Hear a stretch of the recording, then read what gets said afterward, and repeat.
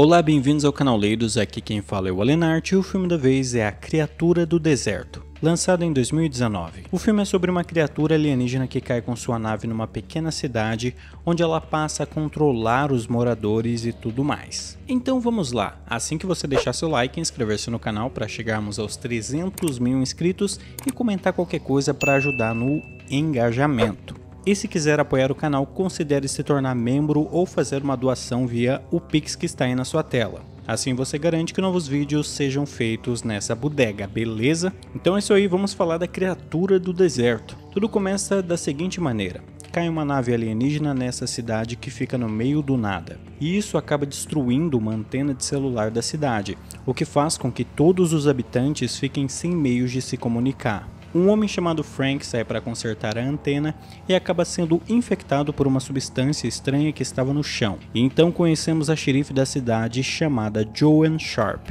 Ela tinha uma irmã chamada Samantha que trabalhava como assistente na escola. Fora isso, a xerife é mãe desse garoto chamado Simon. Joan vai até o local onde estava a antena quebrada e lá encontra Bill. Ela pergunta onde estava Frank, que deveria consertar a antena, mas Bill disse não saber. De todo jeito, ele afirmou que não tinha como consertar aquilo. Iam precisar de uma nova antena. Eles ficam em dúvida sobre o que poderia ter feito tanto estrago assim do nada. Na cidade, algumas coisas estranhas já estavam em curso, porque algumas pessoas começam a agir de modo peculiar, após serem expostas a bichos infectados. Nós conhecemos esse grupo de jovens que meio que não servem pra nada, e pra falar a verdade eles só criam problemas. Nem vou falar o nome de cada um deles porque eles são bem irrelevantes e porque eu não me lembro, pra ser honesto. Para piorar tudo, a energia elétrica da cidade simplesmente parou de funcionar, o que de certa forma deixava os habitantes ainda mais isolados do mundo além dali. A fim de se comunicar, Joan e seu ajudante chamado Luke conseguem utilizar um rádio caseiro. A xerife tenta se comunicar com Bill, o cara que estava lá no local onde estava a antena danificada, e acontece que a esta altura Bill estava infectado pela estranha doença alienígena. Enquanto isso, na escola, Samantha e outras crianças se assustam ao verem Bill naquele lugar agindo de maneira estranha. Ele tinha suas mãos sujas de sangue e na cara dele havia um semblante que indicava perigo. Samantha se esconde na escola junto das crianças. Aliás, essa é a escola com a menor quantidade de alunos que eu já vi. Parece que só tinham 4. 4! Tipo, essa é uma cidade pequena em que moram cerca de 150 pessoas, mas mesmo assim é estranho pensar que tenham tão poucas crianças no lugar. Não só isso, o filme de modo geral mostra um cenário com pouquíssimas pessoas, o que eu acredito seja devido ao baixo orçamento. Bom, Joan é convidada por esta geóloga chamada Angela para ver mais uma esquisitice. Angela mostra à protagonista uma enorme cratera que havia surgido do nada, e logo de cara ela suspeita que uma nave alienígena tenha pousado ali, algo que Joan não dá muito crédito. Logo depois as duas encontram uma coisa estranha no solo. Elas não sabiam, mas era aquilo que estava infectando as pessoas e os animais. A infecção se dava apenas pelo contato direto da pessoa com aquela coisa estranha. Então, por exemplo, uma pessoa infectada não infecta outra. Só aquela coisinha tem a capacidade de fazer isso. Samantha consegue encontrar um rádio na escola, o qual usa para pedir ajuda de sua irmã. Joan diz que iria imediatamente para a escola, mas quando sai da delegacia, ela e Luke ficam admirados por haver tão poucas pessoas nas ruas. Já na escola, a xerife encontra Bill.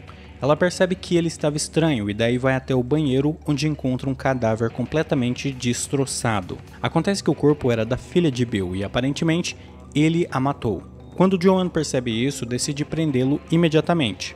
Em outra parte da cidade, Luke entra neste lugar onde encontra uma mulher que foi atacada pelo próprio marido, que também estava infectado. Aparentemente, as pessoas após infectadas pelo estranho vírus alienígena começavam a atacar seus parentes e conhecidos. Luke consegue salvar a mulher e depois encontra Joan. Junto eles vão até a casa de um dos habitantes da cidade, onde a mulher foi morta pelo marido. Os dois acabam encontrando o marido, ele luta contra os agentes e estes não têm escolha senão neutralizá-lo. Mas o mais estranho é que eles veem uma estranha criatura animalesca no horizonte. Mais e mais pessoas tinham sido infectadas. Enquanto isso, Angela tenta deixar a cidade e se surpreende ao ver um imenso paredão de poeira no horizonte, criando uma espécie de barreira. Joan tenta conversar com Bill, que tinha sido enjaulado.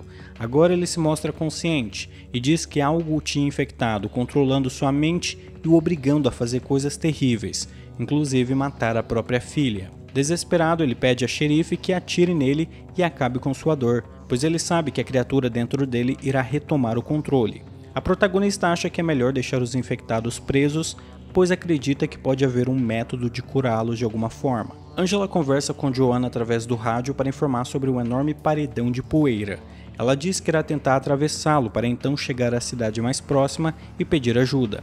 Afinal de contas, eles estavam isolados naquela cidade. Ainda assim, quando ela tenta cruzar aquela barreira, o que acontece é que ela volta para o ponto onde estava antes, ainda dentro da cidade. Ela não sabia como isso era possível, mas era fato que algo os tinha prendido naquele lugar e queria manter assim. Um pouco depois, Joanne vai até onde Angela estava, mas quando chega lá, acaba por não encontrá-la. Até que de repente ela surge e parece que está tudo bem com ela. A xerife e Luke decidem pegar o arsenal de armas na delegacia para se protegerem contra a criatura e os infectados. De repente, os adolescentes abobados aparecem, e eles ficam indignados com a xerife se armando porque eles ainda conheciam aquelas pessoas. Eram parentes, amigos, conhecidos, portanto não seria certo sair atirando neles. Eu discordo, a partir do momento que você é infectado por um vírus alienígena, as pessoas têm o dever moral de atirar em você. Me julguem.